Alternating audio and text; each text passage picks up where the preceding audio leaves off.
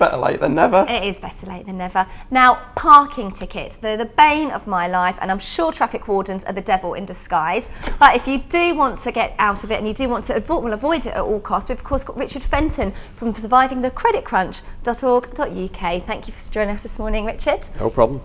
Now, parking tickets are something that we all want to avoid at all costs, but somehow they always seem to catch us out. So first of all, what can we do really to avoid it? Well, the first point that you made with traffic wardens is an interesting one, because there's two very clear areas where you can receive parking tickets from. One is local authorities and local government, and the other is private parking companies, and they're two very separate entities. So for example, a parking ticket from a traffic warden will be enforceable by local bylaws. Right. And it's something that you don't want to mess with.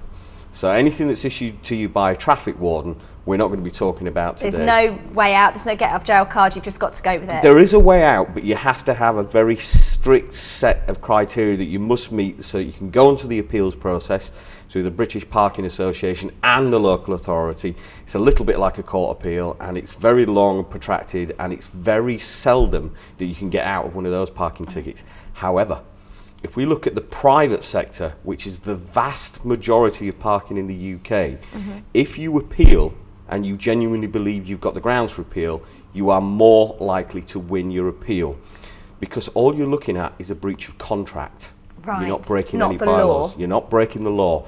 Simply put, if you park on any private parking facility, such as any of the big initial parking companies that you see and love around Manchester and surrounding areas, or just a rough bit of land where the sign's up saying that you must pay X amount for X amount of time, if you feel you've been given a parking ticket unjust, first thing to do is not pay the ticket.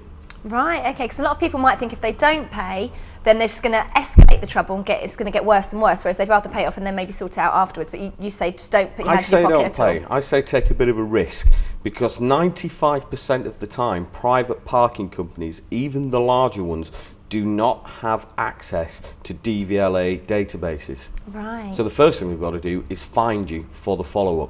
Right. So It's test a bit their James systems. Bond, isn't it? Like zooming out, just imagine you zooming out the car park and never coming back. And I can not being honestly say found. to you, hand on heart, that in the last 10 years, I have never, ever, and I hope nobody's watching this from a parking company who knows where I drive, but I've never, ever paid a private parking ticket.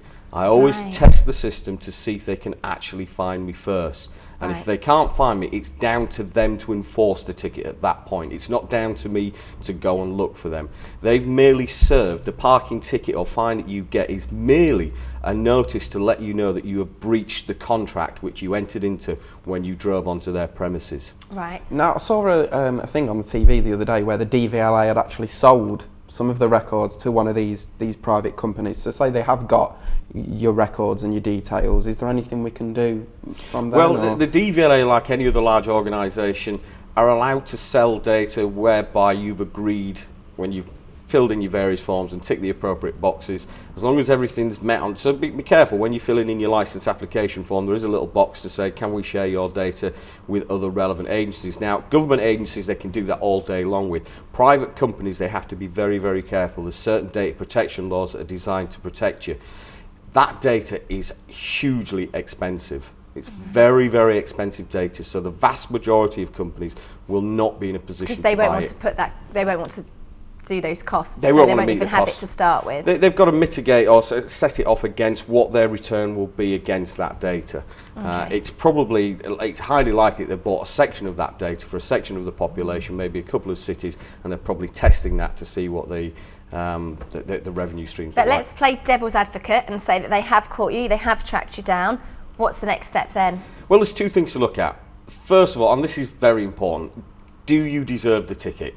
If you deserve the ticket, my advice has to be pay the ticket. Right. Absolutely pay the ticket if you deserve the ticket. However, if you don't deserve the ticket, at the moment that you receive the ticket, start gathering evidence. Just photograph the car, photograph the signs around the car, photograph anything within the car park that you think might help you mitigate any form of appeal. And I use the term appeal very, very loosely because, as I say, this is not a criminal proceedings. You would sit before a judge, usually in a local magistrate. It would be totally civil, and I don't mean polite. There's a difference between criminal and civil proceedings. And you would make your case and the company would make their case. Now I can imagine it's a bit of a grey area between what you might think is a legitimate, you said you have to wait until it's just, if you are guilty and you have been in the wrong, then you do have to pay it. But I'm sure there's a lot of people who might think, well, I'm not in the wrong, even if an unbiased person may believe they are. So I'm sure that's a grey area, isn't it? If someone actually is willing to say, okay, get hands somebody up, else I will involved. pay. Ask a friend, give them all the information and just say, what would you do? And get somebody else to look at it for you. And if they say, you know what, I think they're right. It's annoying. There's a difference between being annoyed and being unfairly treated. Yes. You've got to be very clear on that. Just because you're annoyed doesn't mean that you're going to get away with it. You can't sit before a judge and say, I got back to the car park, I found the ticket, and it really spoiled my day. That's I not a rest my legitimate case. reason. Yeah, they're just going to make you pay the fine. What I think's really sneaky is, as you mentioned there, if it's by a traffic warden, not much you can do to get out of it, whereas if it's by a private company, you can sort of complain against it. But these private companies are sort of making themselves look as if they are the official bodies, yeah, aren't they? they'll use certain acronyms such as PCN, which is Penalty Charge Notice, which is something that's commonly used by the police authorities, such as traffic wardens, which come under the same umbrella as the police, for example.